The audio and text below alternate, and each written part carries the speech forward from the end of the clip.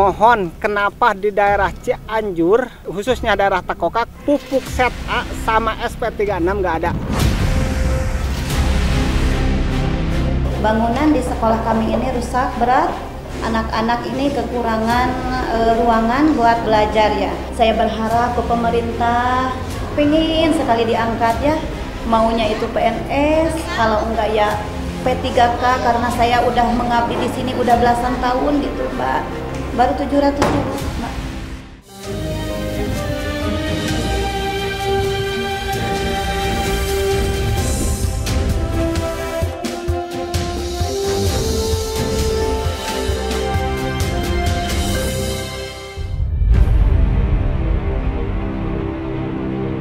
Perjalanan tim Indonesiaku akan menyambangi Desa Sindang Resmi, Kecamatan Takokak, Kabupaten Cianjur, yang terletak di kawasan pegunungan 900 meter di atas permukaan laut. Sebuah desa yang subur, namun warganya tak kunjung hidup makmur. Ya, saat ini saya sedang berada di Desa Bumbang Sari untuk melanjutkan perjalanan menuju ke Desa Sindang Resmi. Kami harus melanjutkan perjalanan menggunakan kendaraan beroda 2. Mari, Pak.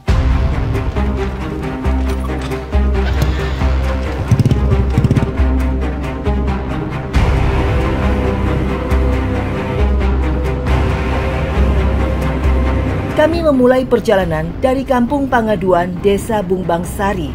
Dari desa inilah perjalanan yang tak mulus harus kami tempuh untuk sampai ke Desa Sindang Sari. Ya, ini perjalanannya memang sangat berkelok dan juga saya sama sekali tidak melihat adanya lampu penerangan jalan dan pastinya akan membahayakan bagi warga di sini. Ya, pada saat melintasi jalanan di sini, hati-hati Kang. Pada saat melintasi jalanan di sini di malam hari.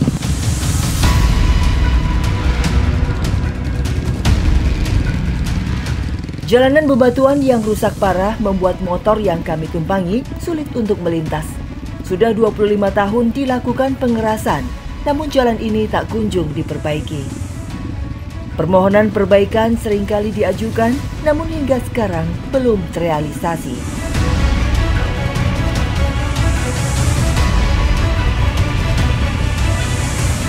Jalanan yang kami lewati pun hanya berupa bebatuan dan ini cukup besar-besar bebatuannya.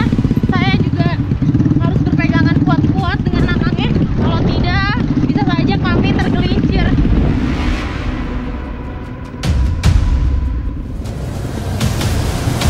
Akses jalan menuju Desa Sindang Resmi kurang lebih 10 km dan akses ini merupakan jalan pintas 6 pedesaan yang berada di Kecamatan Takokak menuju Kota Cianjur maupun Kota Sukabumi.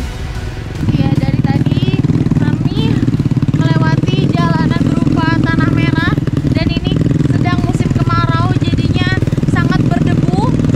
Bisa dibayangkan ketika musim hujan ini akan sangat lebih membahayakan bagi warga desa yang melintasi jalanan di sini.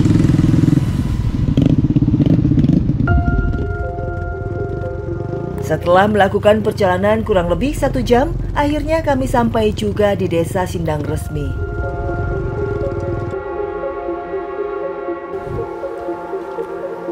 Akhirnya kami telah sampai di Desa Sindang Resmi, Kecamatan Takokak, Kabupaten Cianjur, Jawa Barat. Setelah ini saya akan mengikuti kegiatan bersama warga tetap di Indonesiaku.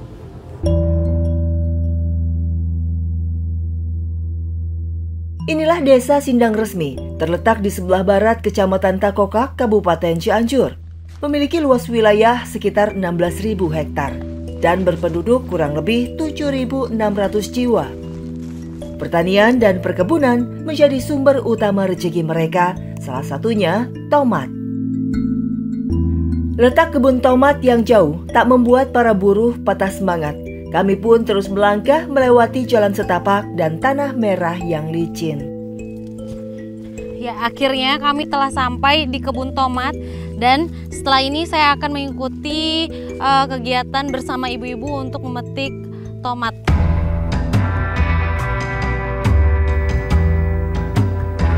Inilah lahan garapan milik Pak Abbas. Lahan seluas setengah hektar ini ditanami tomat yang berjenis servo. Tomat jenis ini banyak disukai petani.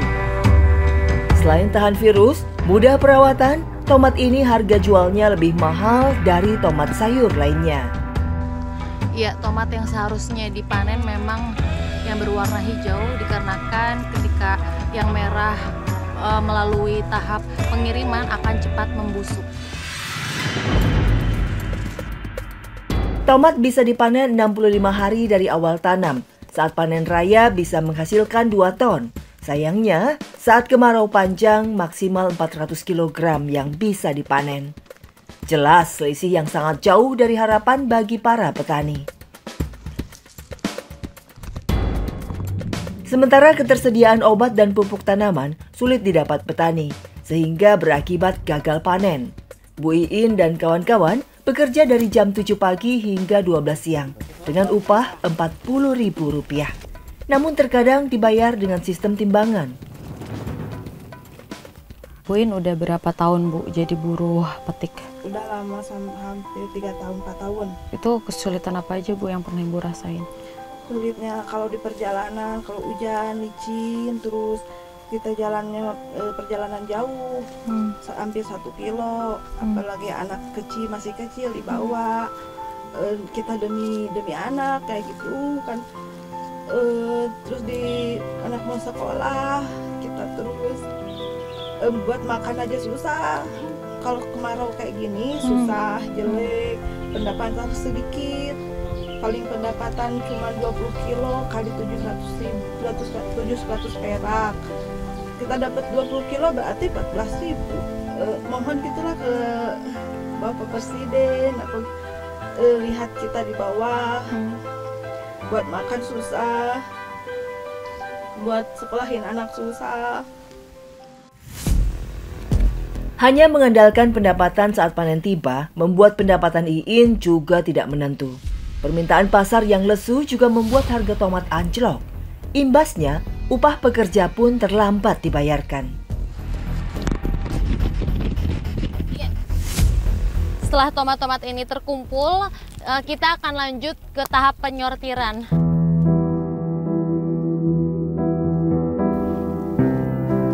Untuk menambah penghasilan, biasanya buruh juga melanjutkan pekerjaan dengan menyortir tomat. Saat panen melimpah, buruh bisa sortir hingga 100 kg dengan ongkos Rp200 per kilonya.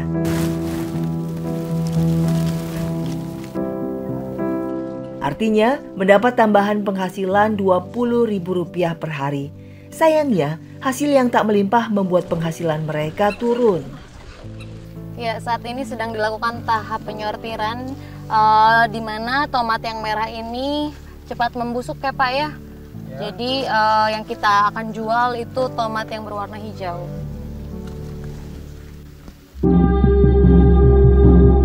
Air merupakan salah satu sumber bagi melimpahnya panen tomat. Namun, kemarau yang panjang ditambah tak adanya irigasi karena belum adanya bendungan mengakibatkan hasil panen turun, bahkan banyak yang gagal panen. Pak Abbas, ini hasil panen tomat segini nih menurut Bapak bagaimana? Kalau menurut saya ini tidak maksimal, sangat kurang, karena di sini kekurangan air, gitu, gak ada buat nyiramnya. Jadi segini nih nggak melimpah gitu? Nggak melimpah, ini sangat kurang. Saya malah rugi ini buat bayar yang kerja juga. Saya sangat kesulitan karena penghasilannya tidak melimpah. Terus kendala apa lagi Pak yang Bapak alami? Sekarang kendalanya ini Bu ya. Kalau bisa, saya mau titip salam ke Bapak Presiden Pak Jokowi. Mohon, kenapa di daerah Cianjur, khususnya daerah Takokak, pupuk set A sama SP36 nggak ada. Kalau di sawah namanya ya, kalau di sini mah, cocoknya SP36. Kenapa daerah saya sangat tidak ada? Kalau saya nggak jadi masalah Bu, misalkannya sekarang ya kalau subsidinya mau dicabut, mangga asal sesuaikan sama harga sayurnya. Setelah tahap penyortiran selesai, sebelum dijual, tomat dimasukkan ke dalam karung. Transportasi yang digunakan pun hanya menggunakan motor untuk dibawa ke pengepul.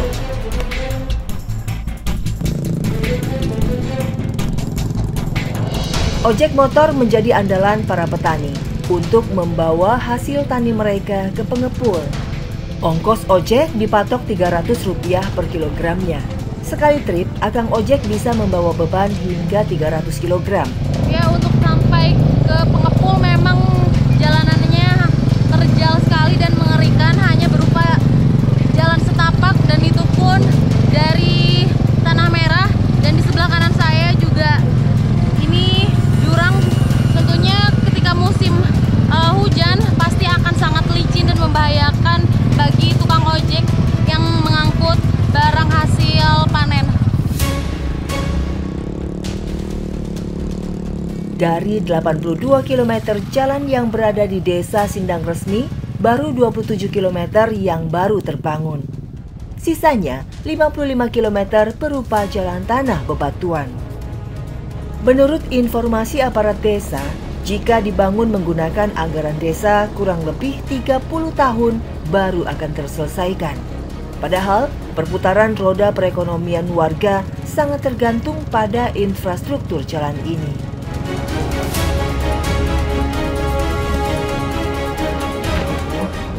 Ya, setelah menempuh perjalanan hampir 2 kilo, akhirnya kami sampai juga di tempat pengepul. Mari Pak, kita timbang.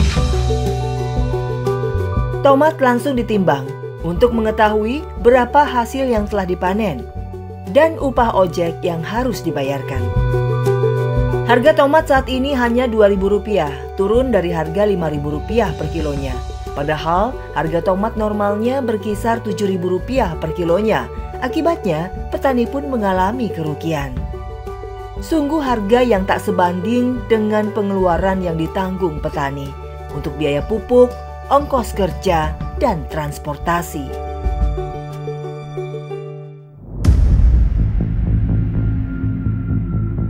Tak hanya kondisi warga hidup serba terbatas, para siswa SD Negeri Sukajadi Desa Sindang Resmi pun belum merasakan pendidikan yang nyaman dan aman.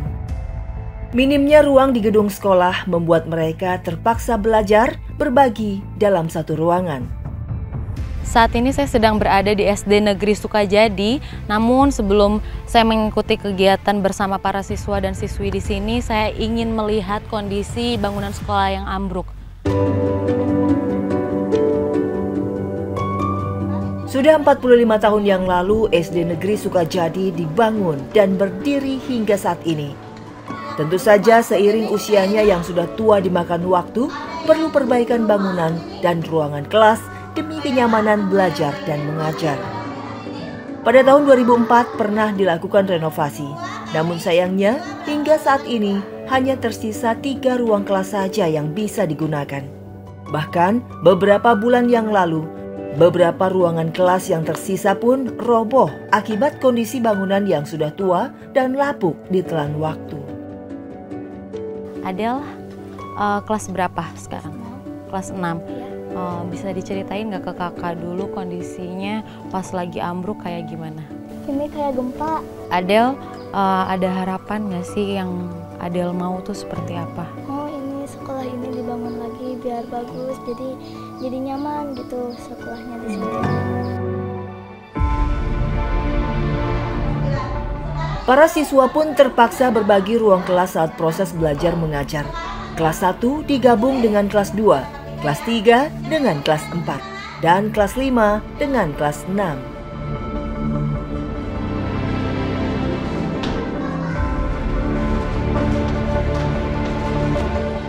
Kondisi seperti ini jauh dari kata layak untuk proses belajar para siswa. Perhatian murid harus terpecah dengan keberadaan kelas lain yang berada di dalam satu ruangan.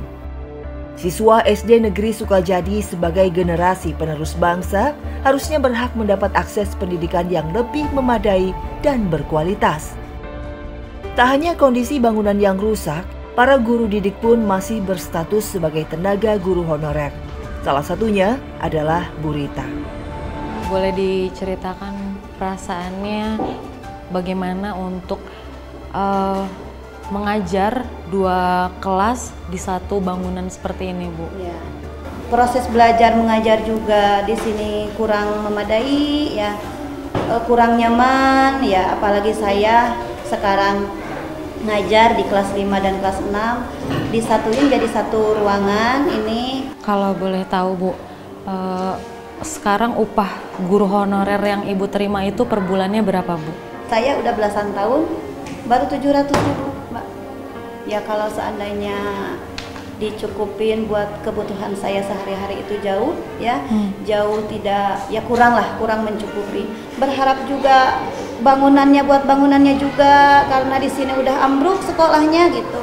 Mudah-mudahan ada perhatiannya, cepet dibangun lah gitu. Betul. Sekolah kami biar anak-anak di sini sekolah belajarnya lebih nyaman, enggak kayak sekarang Mbak. Sekarang ini kelas 1 sama kelas 2 juga disatuin, kelas 5 sama kelas 6 juga disatuin gitu Mbak. Sudah belasan tahun mengajar, namun Bu Rita masih berstatus guru honorer. Padahal sebagai pendidik yang bertugas mulia sudah selayaknya mendapatkan penghargaan yang lebih dari pemerintah. Namun sayang, pemerintah terasa menutup mata dan tak peduli dengan nasib para guru honorer. Penghasilan yang pas-pasan sangat berat untuk mencukupi kebutuhan keluarganya.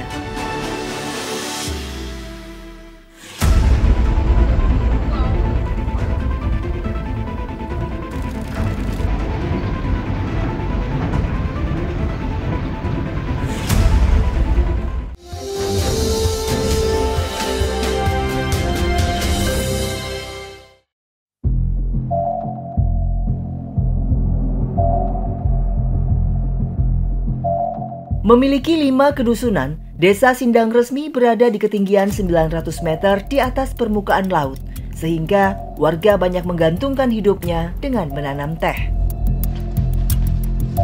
Susah payah berjalan di medan tanah yang menguras tenaga tak membuat ibu-ibu ini menyerah demi menyambung hidup untuk mencukupi kebutuhan keluarganya yang masih serba terbatas. Ya, lokasi kebun tehnya memang berada di perbukitan, jadi medannya sangat sulit untuk kita lewati dan juga memang lelah ya, baru dimulai saja kami sudah merasakan capeknya luar biasa. Hamparan kebun teh menghijau di depan mata. Kebun seluas 1 hektar ini adalah milik Bu Nung. Bu Iro dan para ibu hari ini mengejar rezekinya di kebun teh hijau jenis 25 ini. Teh ini menjadi primadona Desa Sindang Resmi. Pucuk daun berukuran besar dan lebar. Harusnya bisa menghasilkan hingga 5.000 teh kering per tahun. Tapi nyatanya kini jauh merosot. Kemarau yang panjang membuat kualitas daun menurun karena kekurangan air. Ya, alat untuk pemotong si daun teh ini namanya etem ya Bu ya. Nah, caranya gimana Bu? Kayak gini. Biasanya daun teh dipetik setiap 10 hari sekali, karena hanya daun-daun muda saja yang dicari. Alat pemotong tradisional yang tajam masih digunakan hingga kini. Bila tak hati-hati, tangan bisa terluka. Ya. Seperti yang tadi saya bilang, memang harus berhati-hati dikarenakan alat pemotong untuk daun teh ini terdapat pisau di ujungnya, jadi ya tangan saya terluka dan berdarah sekarang. Nah, kenapa itu? Ini Bu, berdarah. Ini ada mata pisaunya ya. Tadi makanya hati-hati, kan ini tajam. Ya. Awas kena lagi ntar. Ibu pernah nggak sih ngalamin kayak saya gini? Pedih nih. Pedih ya Bu ya? Iya, kalau kena air pedih. Oke. Makanya hati-hati, ini kan tajam banget.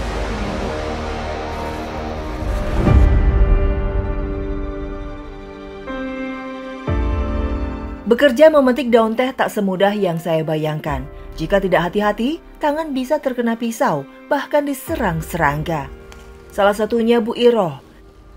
Ibu berusia 53 tahun ini sudah 30 tahun bekerja sebagai buruh petik daun teh. Bu Iro, udah berapa lama sih jadi buruh pemetik daun teh? Udah 30 tahun, Mam. Nah, itu upahnya itu berapa, Mak? Upahnya 1 kilo 700 rupiah. 1 kilo iya, daun 1 teh? Kilo daun teh 700 dihargai 700 iya. rupiah? Iya. Ya, itu di Itu upahnya. kalau 30 kilo, upahnya cuma 21.000. 21.000. Iya. Kalau dibeliin beras, sekarang beras 11.000. Dapat berapa liter gitu aja. Daun teh yang sudah terkumpul lalu dipikul menuju jalan lintasan ojek engkrek. Ya, setelah semua karung ini terisi penuh, akhirnya ditimbang ya Bu ya untuk menentukan hasil kerja dari setiap buruh petik daun tehnya.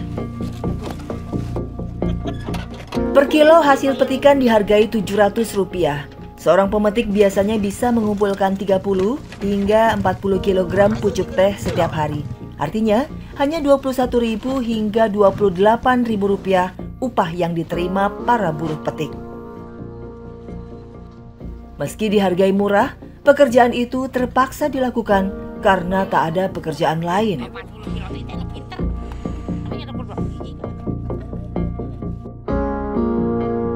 Setelah selesai ditimbang, karung teh kami naikkan ke atas ojek engkrek. Ya, saatnya sekarang saya menuju ke pabrik untuk dilakukan pengolahan dan mengikuti Kang ojeknya untuk sampai ke pabrik.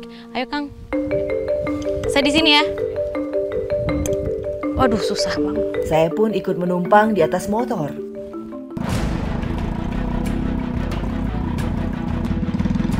Jalan yang sempit menjadi jalur keluar dari kebun teh. Membuat saya menjadi tegang karena takut terjatuh. Saya baru agak tenang saat akang ojek meyakinkan perjalanan akan berjalan aman. Ya, medan setapak yang memang harus kami lalui itu cukup menyulitkan kami untuk sampai ke pabrik pengepul ya Kang ya. Dan ini juga merupakan lereng bukit karena memang perkebunan daun teh tumbuhnya berada di dataran tinggi.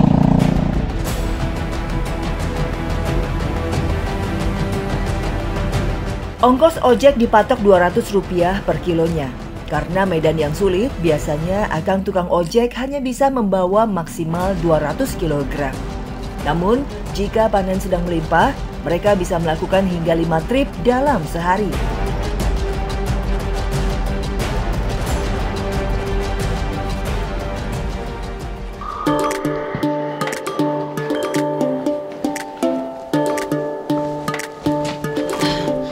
Ya, akhirnya kami telah sampai di tempat pabrik untuk pengolahan daun teh.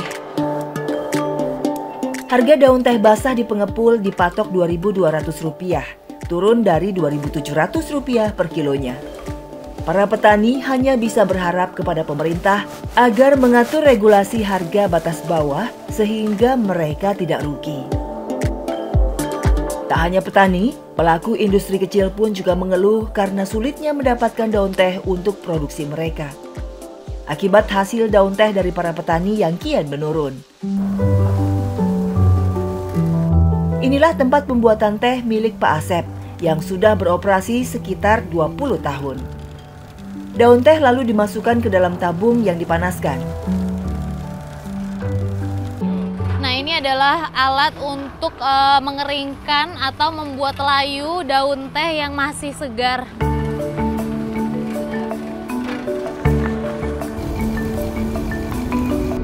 Agar lebih hemat biaya, proses pemanasan dilakukan dengan menggunakan pembakaran kayu.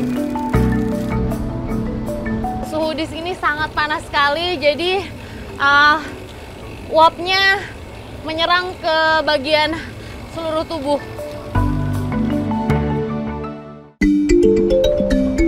Jaga api tetap stabil agar proses kelayuan tetap terjaga kualitasnya.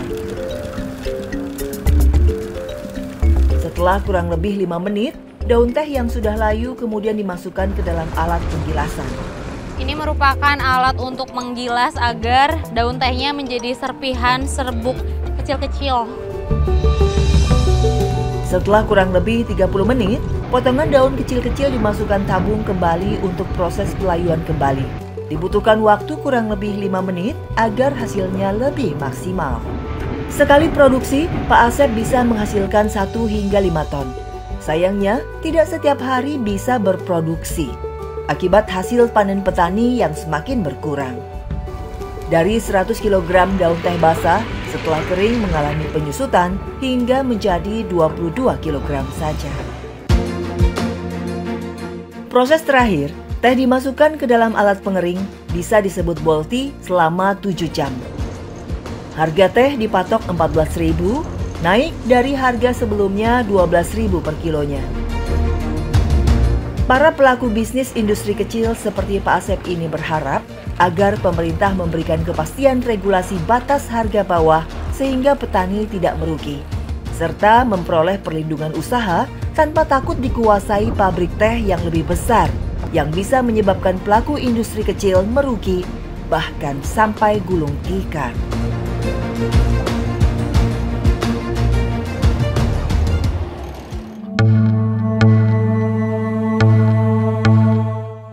Tak hanya para petani dan buruh yang masih serba sulit, Desa Sindang Resmi masih terdapat anak yang mengalami stunting. Kondisi ekonomi yang tak menentu, minimnya penghasilan, dan sulitnya mencari pekerjaan, jangan tanya tentang pemenuhan nutrisi harian bagi anak-anak. Bisa makan seadanya saja, warga bersyukur. Tak heran, masih ada anak yang mengalami kekurangan gizi atau stunting. Salah satunya anak yang dilahirkan Bu Tuti yang berusia 3 tahun ini. Ibu pada saat mengandung, melahirkan si adik itu usia berapa, Bu? Usia 8 bulan. Ada harapan dan bantuan seperti apa yang Ibu inginkan kepada pemerintah, Bu? Ya, harapannya punya dibantu seperti susu buat makan makanan adik atau vitamin atau bahan biar cepat sembuh si adiknya, karena kan kondisi keuangannya menurun atau enggak stabil ya, Bu. Cara hidup sehat sulit dijalankan, apalagi di desa ini kondisi air kerap tak layak konsumsi. Warga terpaksa menggunakan air keruh karena tak punya penyaringan air. Ya, Bu, tadi kan saya lihat sudah dilakukan pemeriksaan. Itu ada apa dengan adiknya? Jadi adik ini kebetulan mengalami gangguan pertumbuhan ya, Bu ya. Kalau biasanya kita sebutnya itu stunting. Ya biasanya ditandainya itu dengan postur tubuhnya yang memang lebih pendek dari tinggi badan seusianya, kemudian berat badannya juga lebih kecil dari seusianya. Stunting menjadi salah satu masalah kesehatan yang utama karena bisa mengakibatkan anak gagal tumbuh akibat kekurangan nutrisi kronis. Dalam hal ini saya mewakili warga masyarakat di Desa Sindang Resmi sangat berharap yang pertama yaitu terkait dengan infrastruktur, karena infrastruktur sangat berpengaruh terhadap perekonomian warga masyarakat di desa kami. Yang kedua yaitu terkait dengan sarana prasarana pendidikan.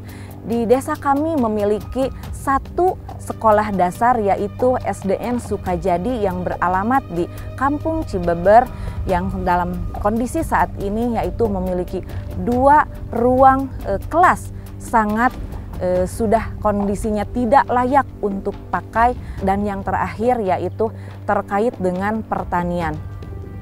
Dalam hal ini saya berharap kepada pemerintah atau dinas-dinas terkait untuk mempermudah untuk pembelian pupuk bersubsidi, karena itu sangat berpengaruh terhadap hasil produksi atau hasil panen para petani yang ada di desa kami.